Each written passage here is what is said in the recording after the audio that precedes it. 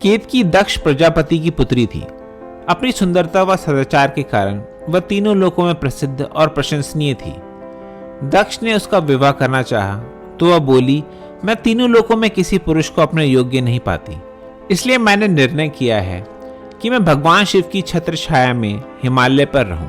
ये कहकर वह हिमालय पर समाधि में लीन रहने लगी। एक बार पार्वती ने उसकी परीक्षा लेने का निश्चय किया।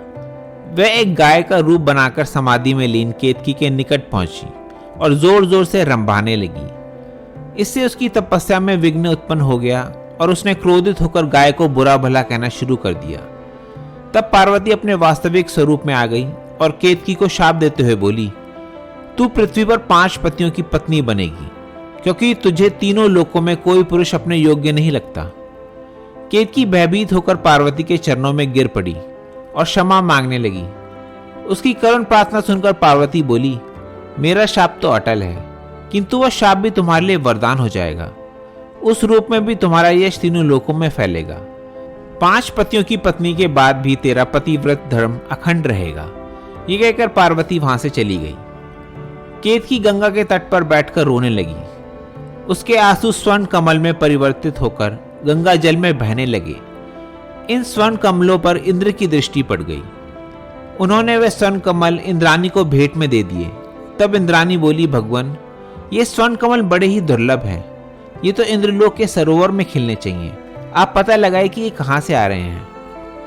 इंद्र ने इस खोजबीन के लिए धर्मराज को भेजा, लेकिन बहुत समय बीतने पर भी वे जब वह नहीं लौटे तो उन्होंने वायुदेव को भेजा, वह भी वापस नहीं आए। तत्पश्चात उन्होंने अश्विनी कुमारों को भेजा, वह भी लौटकर नहीं आए। तब इंद्र स्वयं स्वर्ण कमलों का पता लगाने के लिए चल पड़े।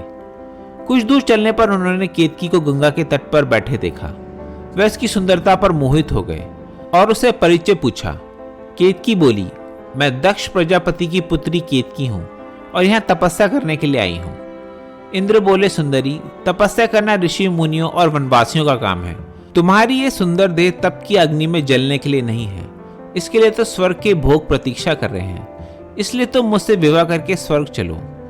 यह सुनकर केतकी क्रोधित होकर बोली, देवेंद्र, आपसे पहले भी 4 देवता मुझसे ये कहने का दंड भुगत रहे हैं। इसलिए यदि अपना भला चाहते हो तो यहाँ से चले जाओ। इंद्र समझ गए कि वे देवता धर्म, वायु और अश्विनी कुमार ही हैं। तब इंद्र के कहने पर केतकी उन्हें गुफा में ले गई। वहां सभी देवता बंधे हुए पड़े थे।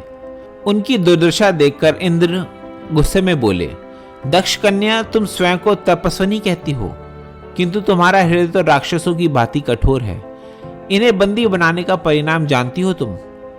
केतकी बोली, देवेंद्र, इन्हें मेरे रक्षक ने बंदी बनाया है।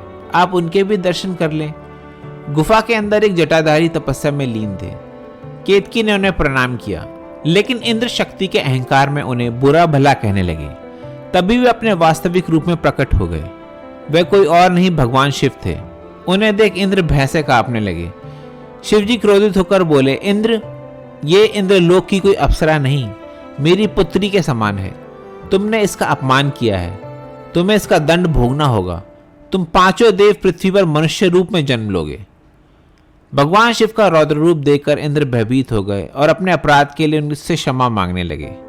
तब शिव बोले, देवेंद्र, तुम्हें अपने अपराध का दंड तो भुगतना ही होगा, अन्यथा न्याय की व्यवस्था ही नष्ट हो जाएगी। द्वापर में जब भगवान विष्णु पृथ्वी पर कृष्ण अवतार लेंगे, तब तुम 5 देवों को पृथ्वी पर मनुष्य बनकर रहना होगा। उस समय यही केतकी तुम 5 की पत्नी बनेगी। इंद्र बोले, भगवान, हम पृथ्वी लोक पर किस कार्य के लिए जन्म लेंगे? शिवजी बोले, तुम 5 पांडवों के रूप में जन्म लोगे। द्वापर में श्री विष्णु पापियों का नाश करने और धर्म की स्थापना करने के लिए जन्म लेंगे। तुम उस कार्य में उनकी सहायता करोगे, जिसमें केतकी भी तुम्हारी सहभागिनी होगी। इस प्रकार 5 देव और केतकी ने पृथ्वी पर जन्म लेकर श्री कृष्ण के साथ धर्म की स्थापना में सहयोग किया।